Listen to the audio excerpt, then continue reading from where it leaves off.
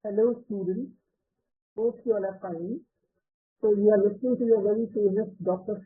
Sandipan Sengupta and welcome to a new lecture session of biology.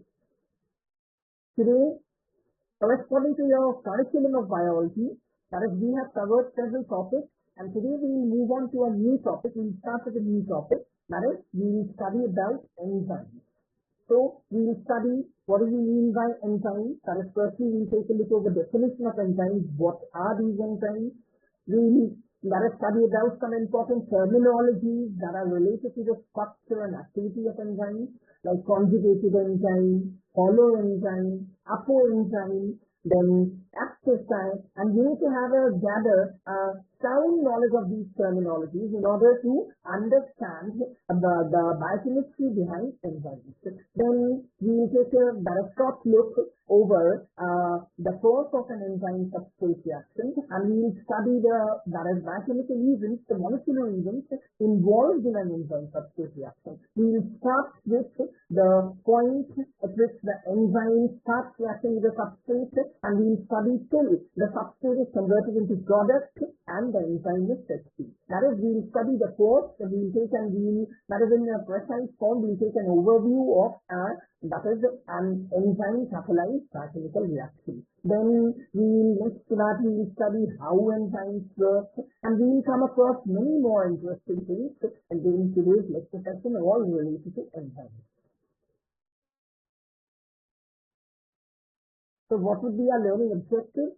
In today's session, we will put a special focus and we will restrict our study, that is, would stay restricted to definition of enzymes. That is, we will study what do we mean by enzymes. Then we will come across and gather thorough knowledge about some important terminologies, all of which would be related to the structure and activity of enzymes. That is, important terminologies that is existing in the branch of enzymology, like cofactors, coenzymes, restricted groups, active site, then activation energy, and there are many important terms like that which you need to remember and which you need to be very thorough with. Then we will study about how enzymes work.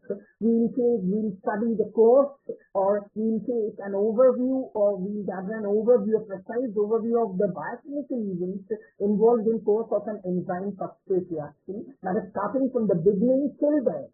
That is, we will start from the very beginning when an enzyme starts reacting with the substrate molecule till the substrate is converted into product and the enzyme is set free. So these are our important learning objectives, which we are going to cover in today's lecture session. So let's start. What do you mean by enzymes? I think all of you have heard about catalysts. So in chemistry, we are having catalysts. A catalyst is any substance which speeds up a chemical reaction that is being set up outside a living system in a laboratory. So any reaction that is set up under laboratory conditions outside a living cell or a living system is being accelerated or speeded up by catalysts.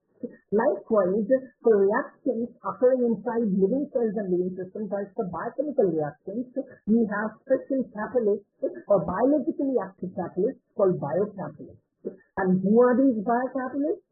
Enzymes are these biocatalysts. So enzymes may be defined as biocatalysts which speed up biochemical reactions occurring inside living cells and living systems. So, like same as that of the way the catalysts speed up chemical reactions, the enzymes are acting as biocatalysts will speed up biochemical reactions occurring inside living cells and living systems. So, where do these biochemical reactions occur? Inside living cells. And these biochemical reactions are associated with each and every enzymatic reactions are associated with each and every biochemical phenomenon, that is, each and every physiological process associated with each and every physiological process in a physiological system occurring inside your body. Be it digestion, be it absorption, be it conduction of nerve impulse, each and every physiological process and biochemical events occurring inside living system, that is inside the living body, inside living cells and tissues, requires and involves the activity of enzymes. It's speeded up by enzymes. In the absence of enzyme, all these reactions like digestion reactions, conduction of nerve impulse, nervous system reactions, all the physiological processes would be occurring at a very slow rate, and they need to be speeded up by these biocatalysts, that is enzymes. Now, what are can you name some enzymes the names which you have heard in your daily life? Yeah, the names are very common, I think. That is, every now and then in our daily life, we hear about a variety of enzymes which are associated with a wide range of physiological processes and biochemical phenomena occurring inside living cells. That is like pepsin, trypsin, amylase, lipase, protease. There are several enzymes which are associated with a wide range of physiological functions. That is, each and every physiological phenomenon, be it digestion, be it absorption of food, be it assimilation, be it conduction of nerve impulse, involves the activity of the enzyme biocatalyst. Now, what is these enzymes are biomolecules which are actually proteinaceous in nature. All enzymes, with few exceptions like ribozymes and abzymes, almost all other enzymes, that is, are proteinaceous, are protein-like molecules, that is, are proteinaceous in nature. They are protein biomolecules. What is the nature of these biocatalysts? They are proteins, and same as other proteins, they have a complex three-dimensional structure. So, if we start taking a look over the properties of enzymes, we can figure out the properties one by one. That is, number one, enzymes are biocatalysts required for speeding up or accelerating biochemical reactions in living systems or inside living cells. Number one. Number two, these enzyme biocatalysts or biomolecules are almost all proteinaceous in nature. And same as that of proteins, they have a complex three-dimensional structure, 3D structure of tertiary and quaternary structure, similar to a protein.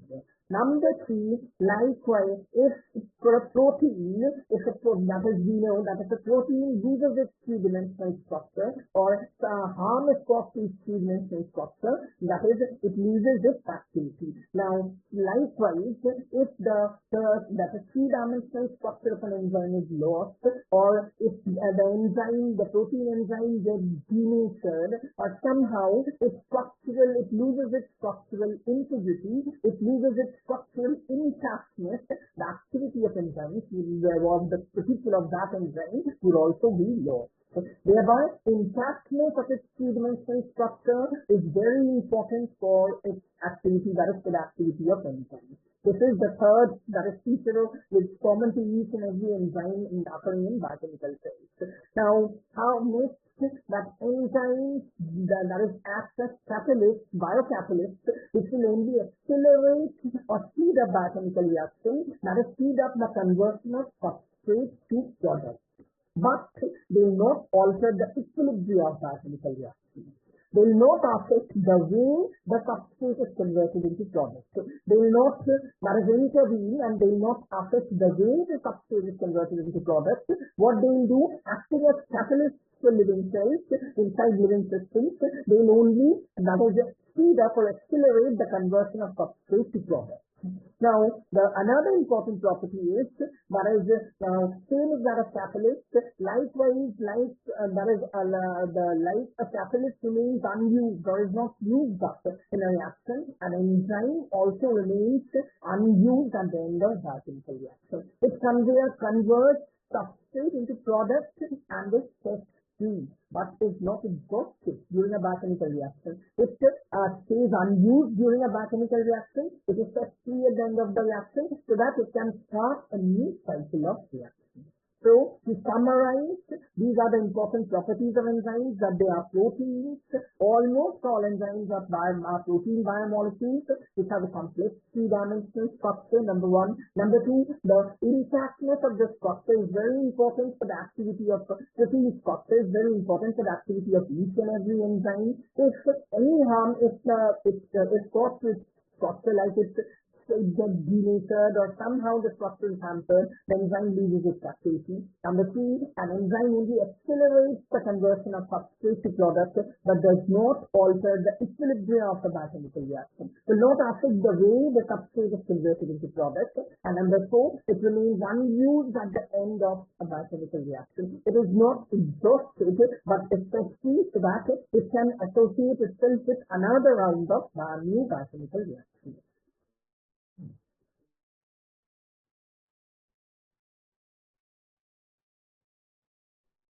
Now, let us have an overview of enzyme substrate reaction. This is very interesting, and here we will study the biochemical events involved in an enzyme catalyzed reaction. We will start from the point at which an enzyme associates, binds to a substrate, and we will end at the point where the substrate is converted into product and the enzyme is set free. We will study the entire course and all the biochemical events involved in course of an enzyme catalyzed biochemical reaction. Now, it's very important to know that is it the entire enzyme that is involved in this work of catalysis?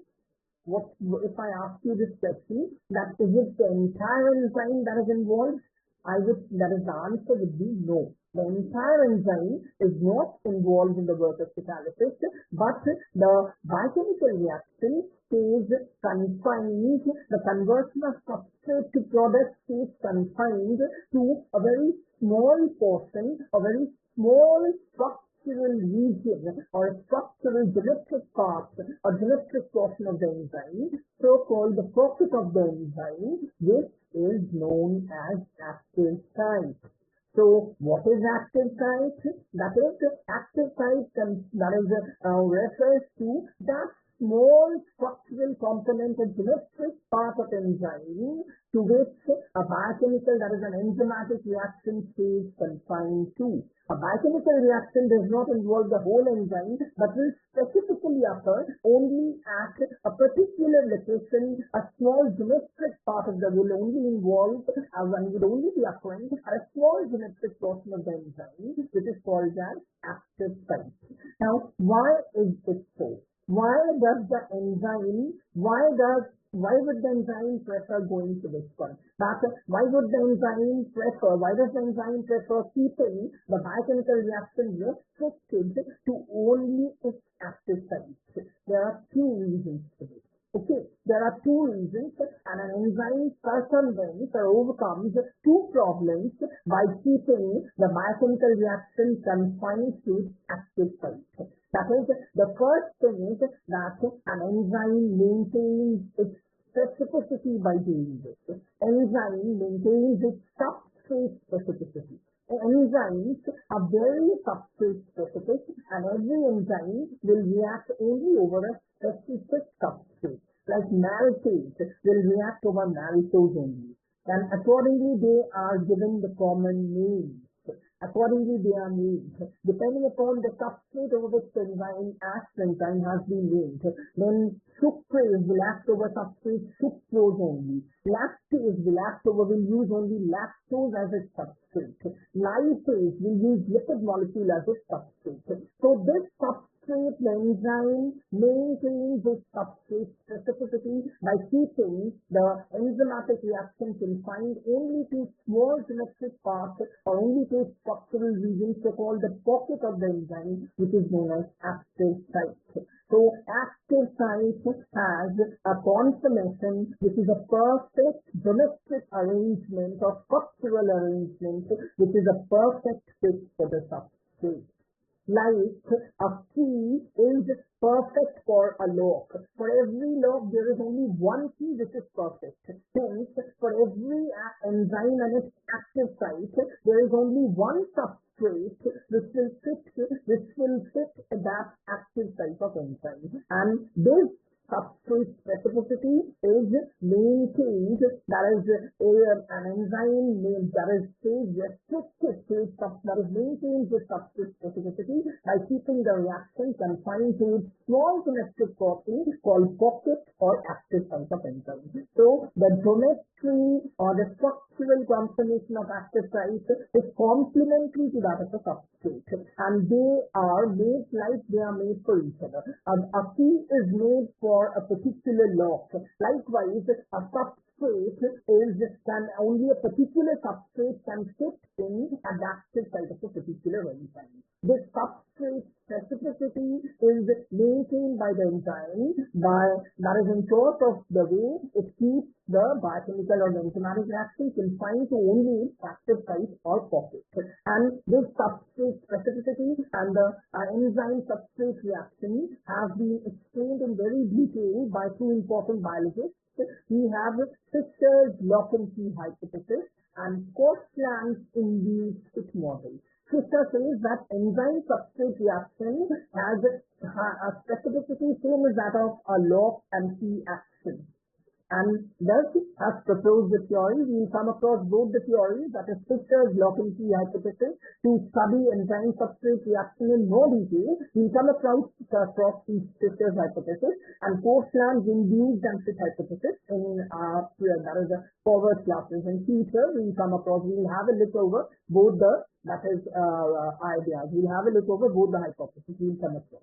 Now, the second thing is that any enzymatic reaction or a biochemical reaction involves a series of events which might generate an unfavorable environment inside the cell.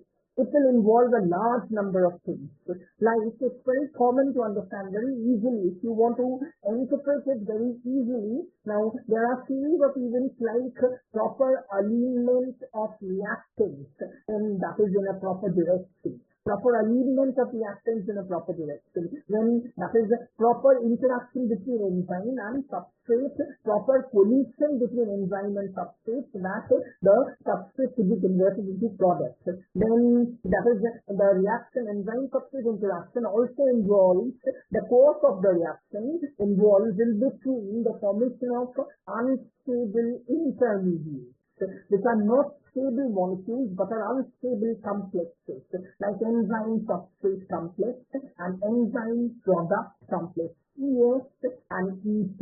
That we will see in the next slide, that we will come across the diagram that is explaining the course of an enzyme substrate reaction.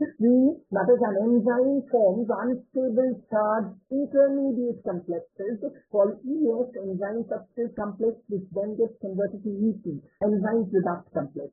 So these conditions, the formation of unstable charged intermediates or the collision between molecules, that is to undergo the reaction, these events will generate are likely to generate an unfavorable circumstance for a cell. So to circumvent these problems and to make things favorable, the enzyme keeps the biochemical reaction and keeps all the molecular events involved in the biochemical reaction confined only to a small region, which so-called the pocket of the enzyme or the active site. Because the enzymatic reaction is confined only to its active site, now it becomes favorable for a cell. Had it been occurring throughout the enzyme, involving the whole cell, then occurring throughout the cell, it would have been unfavorable for the cell, and an enzyme would not have been able to undergo this kind of reaction, and it would have been generating unlikely circumstances per se. So an enzyme circumvents two problems. First, maintains its specificity with the help of active site. The active site has a chemistry which is a perfect fit for the substrate, and it is complementary for a particular substrate. Only with the substrate with that chemistry will fit at the active site of enzyme. And number two, an enzyme that is circumvents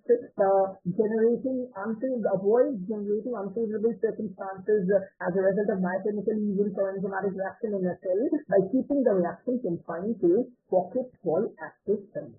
So now let's read what's written over the slide and to gather an overview. What is active site? The area on the enzyme where the substrate or the substrate attached to it is the active site.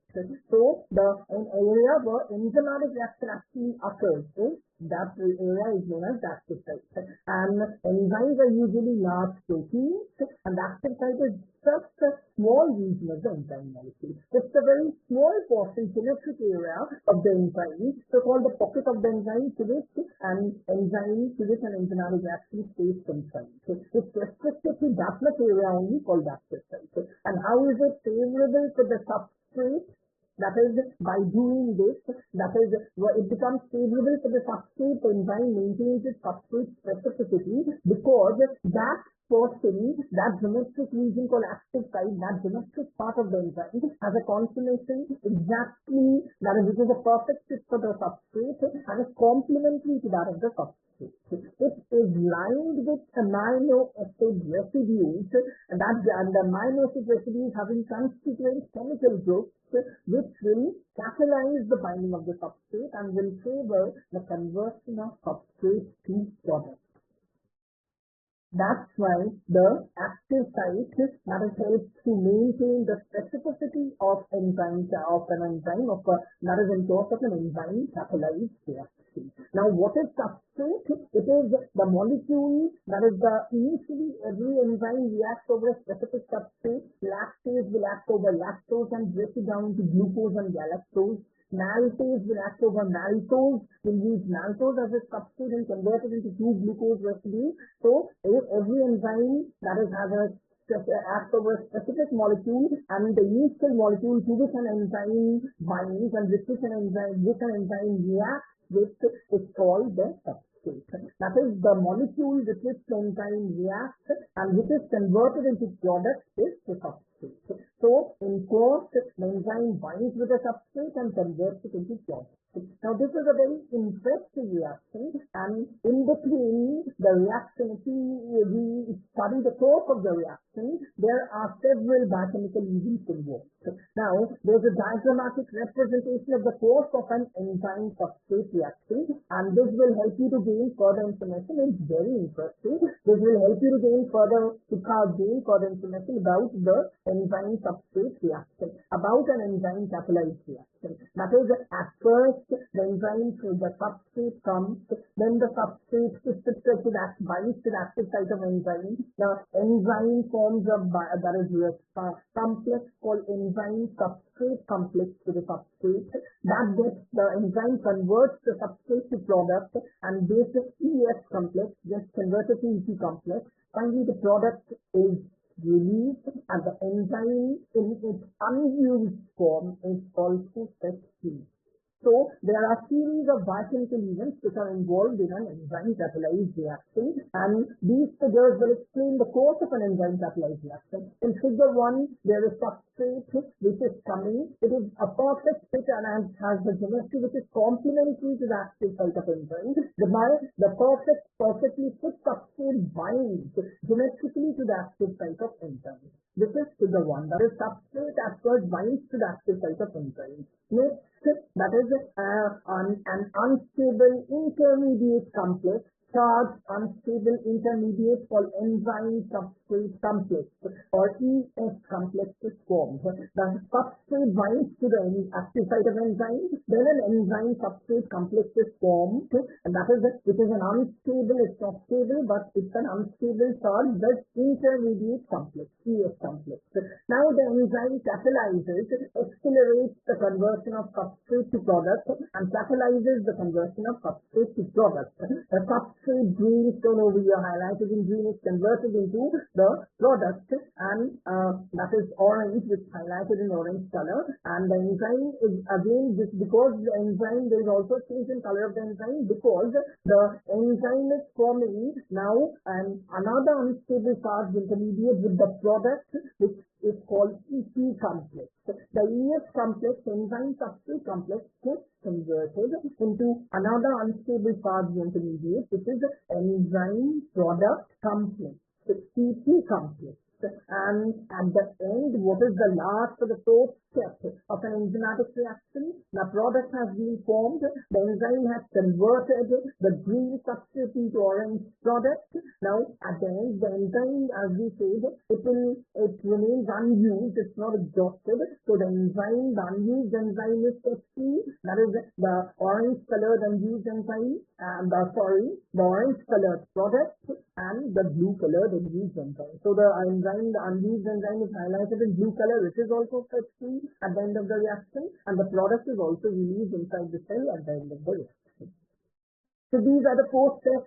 That is, we can represent an enzymatic reaction as E plus S, enzyme plus substrate, gives rise to ES, enzyme substrate complex, then gives rise to EP, enzyme product complex, gives rise to E plus C, the product is step C, release, and the enzyme is step C. So these reactions can be used further to explain the kinetics of an enzyme catalyzed reaction. What is the kinetic behavior and what are the different kinetic steps involved? E plus S substrate binds to enzyme E, gives rise to form the ES, enzyme substrate unstable charge intermediate complex. Then that is converted into EP. While the substrate is converted into product, ES complex is converted into EP, that is enzyme product unstable charge intermediate complex. And finally, EP, that is the product P3 and also sets the unused enzyme E3. Okay. So we have taken a thorough look, precise but a detailed look over the course of an enzyme substrate reaction, how it happens, and what are the mechanical events involved. Now see this again in this figure. What is substrate? The initial molecule that binds to the enzyme, over which the enzyme reacts, and which is for which the active site of the enzyme has a specificity that the enzyme would be reacting over that initial molecule and we would be converting that into product. That is substrate. The substrate joins at this active site of the enzyme, and that is the time step in for that is enzymatic reaction. The enzymatic reaction, the substance at the beginning of the process on which an enzyme begins its action is called substrate.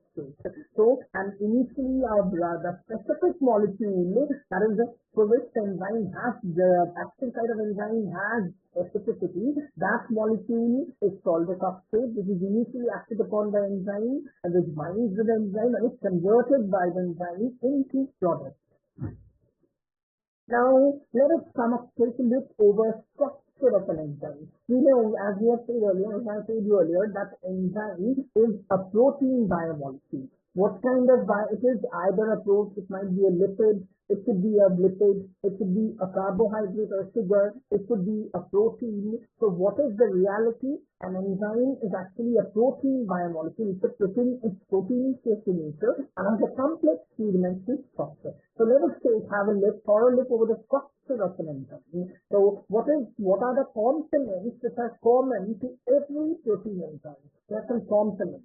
And meanwhile, while we take a look over these components which are common to the structure of every protein enzyme, we will come across several terminologies related to the structure, that is conjugate apoenzyme, holoenzyme, coenzyme, cofactor, and likewise. Keep listening. Now see, the enzyme, usually all enzymes and every enzyme is a protein molecule. All enzymes are protein in nature. But the enzyme, beyond and beside its protein part, requires a non-protein part as well for its catalytic activity. So it's not only the protein part, but it is also a non-protein portion that is required for the catalytic activity of the enzyme. Without this, the enzyme is not active. So protein part is known as apoenzyme. An enzyme could be said to have two different parts.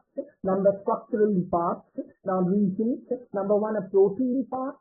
Number two, non-protein part. So the protein part of enzyme is known as apoenzyme or apoprotein, and the non-protein part of enzyme is known as prosthetic group. Often it's called cofactor, but I would prefer calling it as prosthetic group because it could be of either of the two kinds. So if we say that cofactor is the non-protein part, we mean to refer to only inorganic ions which serve which act as non-protein part of enzyme, like magnesium ion, manganese ion, calcium, potassium, K+. So it's better to call the non-protein part as prosthetic group. So prosthetic group is the non-protein part of enzyme and the protein part of enzyme is upper enzyme, and together the protein part binds to the non-protein part, or the upper enzyme, the prosthetic group binds with upper enzyme to form a complete or catalytically active enzyme which is called conjugated enzyme or hollow enzyme.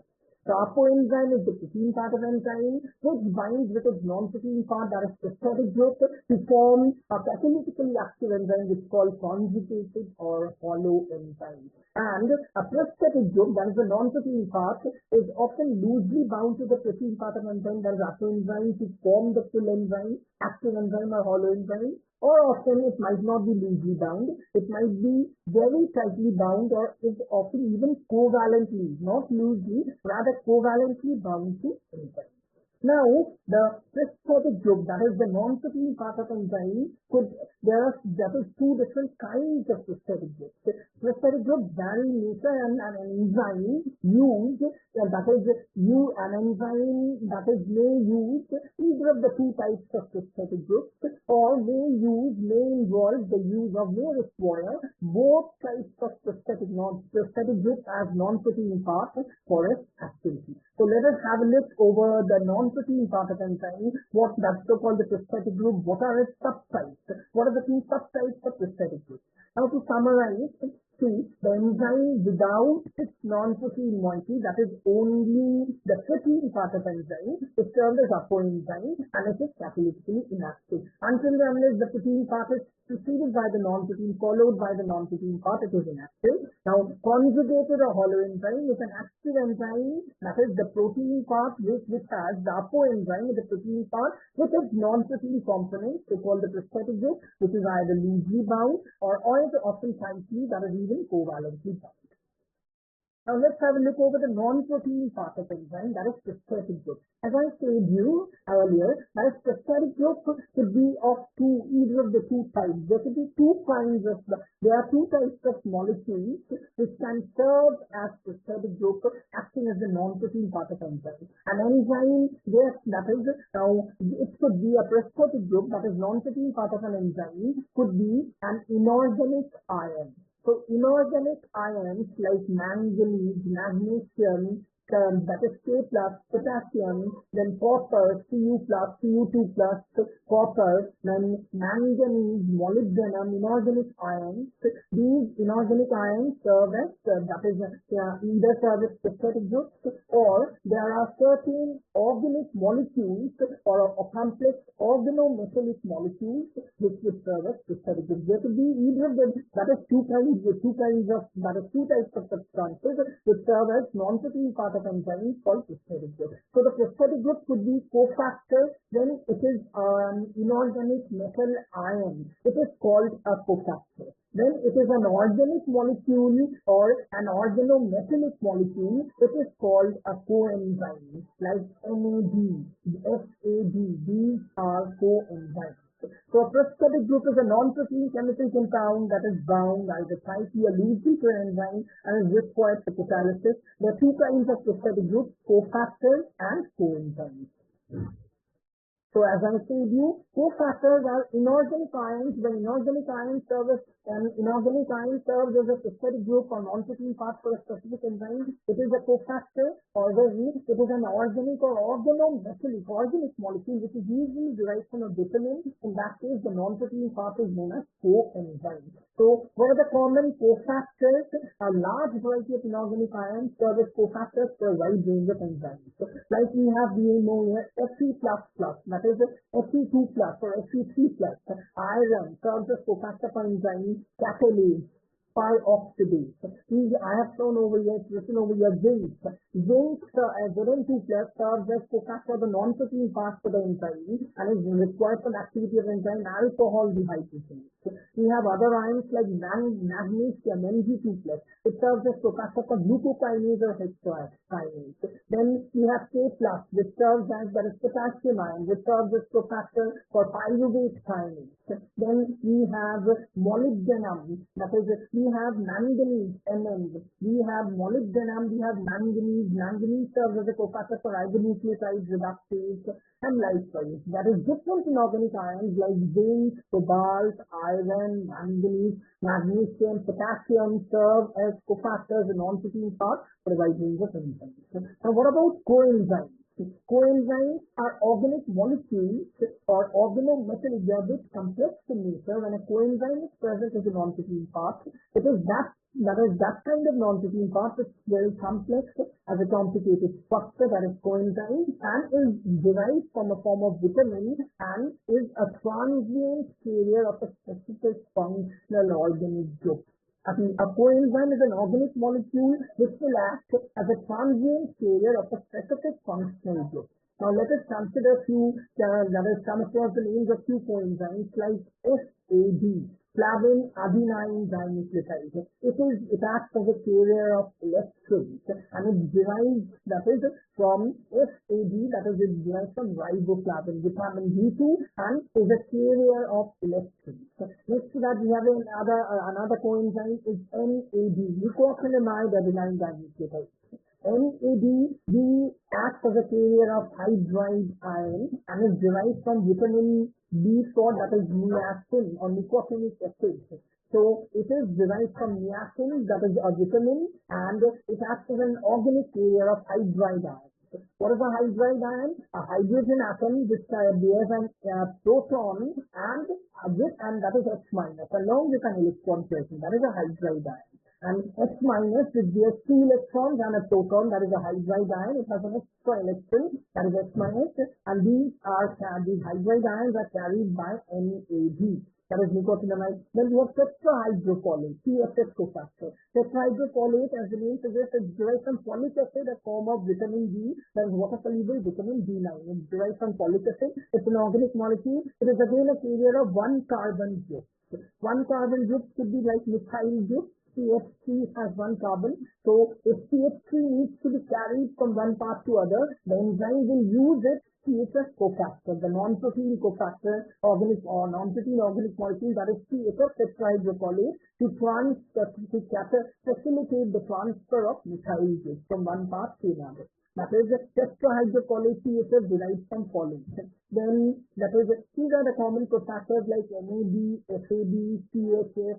Then we have amine group carrier, that is pyridoxal phosphate. It is derived from vitamin B6, the pyridoxine, and it is again an organic molecule and acts as a carrier of amino group. That is NH2 groups, that specifically NH2 groups are carried by pyridoxal phosphate cofactors. So FAD cofactor carries electrons and is derived from riboflavin. NAD cofactor carries hydride ions and is derived from a form of vitamin D, that is niacin or nicotinic acid. Then tetrahydrofolate CHF cofactor is derived from folic acid and facilitates the transfer of one carbon compound, like for example methyl group. Then we have the fourth one is, that is pyridoxal phosphate, that is coenzyme, PLP coenzyme. Sorry, the term cofactor would not be used, it's coenzyme. The coenzyme is pyridoxal phosphate. It will facilitate the transfer of amino groups from one part to another. So together, cofactor and enzyme needs either an inorganic ion as its non-protein part, as its specific group, which is called a cofactor, or it needs an organic molecule as its non-protein part, which is called a coenzyme, or there are some complex enzymes which need both inorganic metal ions, that is cofactors, and organic carrier molecules called coenzymes for their activity. So the non-protein part of enzyme could be either an inorganic ion, that is cofactor, or an organic molecule which is a carrier carrier of a specific functional group, that is coenzyme, or both cofactor and coenzyme. And when the non-protein part associates to the protein part together, we find what is called a complete or catalytically active enzyme, that is conjugated enzyme or hollow enzyme. So here's an overview of the structure of enzymes. The hollow enzyme is the sum together of protein part of plus non-protein part. Every enzyme has its proteinaceous nature, is a protein, but it requires non-protein part for its catalytic activity and is inactive without the presence of that non-protein part. So the protein part is known as apoenzyme, and the non-protein part is the specific group, which could be either an inorganic methyl ion. When it's an inorganic methyl ion like ZNP+, that is zinc for alcohol dehydrogenase, magnesium for glucokinase, then K+, that's potassium for pyruvate kinase, such an inorganic that is ion, serving as non-protein part. The third group is called cofactor. If it's an organic molecule, it's called coenzyme. If it's an organic molecule, that's a carrier of specific functional group, like pyridoxal phosphate, which carries amino groups. NAD, nicotinamide adenine dinucleotide, that carries hydride ion for transfer, facilitates the transfer of hydride ion. SAD will facilitate the transfer of electrons. Now, when these organic carriers serve as non-protein part, they are known as coenzymes. So, cofactor together and a complete catalytically active enzyme is known as conjugated or hollow enzyme. So, till now we have covered a lot, like we came across the basic definition of enzymes, we have studied about several properties of enzymes, we have taken a thorough look over some terminologies related to the structure and the activity of enzymes like conjugated enzyme, coenzyme, cofactor, coenzyme, active site, and likewise we have also studied the course of an enzyme substrate reaction, what are the molecular, that is biochemical events involved in the course of which will determine the kinetics of an enzyme catalyzed reaction. So let us answer a few questions. You can use a few questions could be asked in this portion. That is, the questions could be very easy, like what are enzymes? Then the answer could be enzymes are nothing but biological catalysts which speed up biochemical reactions. Now, number one. Number two, you could be asked, that is, what is the substrate specificity of enzyme? Then your answer could be an enzyme will act is specific for a substrate and has an active site which will only bind a specific substrate molecule. Like lactase will act over lactose only, maltase will act over maltose only. Now, you might be asked a few, that is, bit more difficult questions, like what do you mean by what is a non-protein part of, and how is a non-protein part bound to protein part? So non-protein part called the third group is that is actually binds or is bound to protein part, that is apoenzyme, either loosely or often tightly or even covalently. So this is a question of intermediate, that is a bit difficult question which might be asked. You might be asked few other questions which might be, and that is which will ask you that a project to answer which you need to remember that what is the cofactor for alcohol dehydrogenase? So it is zinc, Zn++, so zinc 2+. What is the cofactor for cytochrome oxidase? It is iron, Fe2+ state or Fe3+ state. Iron serves as cofactor for the enzyme cytochrome oxidase. So name an enzyme which uses manganese as its cofactor. Answer should be ribonucleotide reductase, which uses manganese, Mn++ ion as cofactor. Then which functional group or what is the role of coenzyme NAD?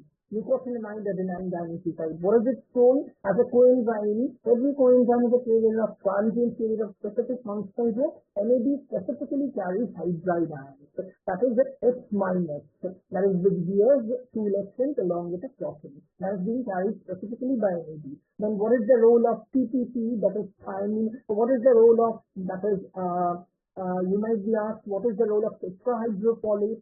So it facilitates the transfer of one carbon compound, one carbon group like CH3 methyl group, like that. Likewise, that is, you might be asked many questions based on the whatever we have studied till now. Okay, so that's all for today. keep studying, that is keep gathering more information about enzymes, we have many more things to study about enzymes, but what is activation energy, how an enzyme works, and how is an enzyme acting as a biocatalyst. So see you all in the next lecture session where we'll be continuing our discussion about enzymes, and we'll be discussing these, pending portions of pending topics of enzymes. So thank you all very much.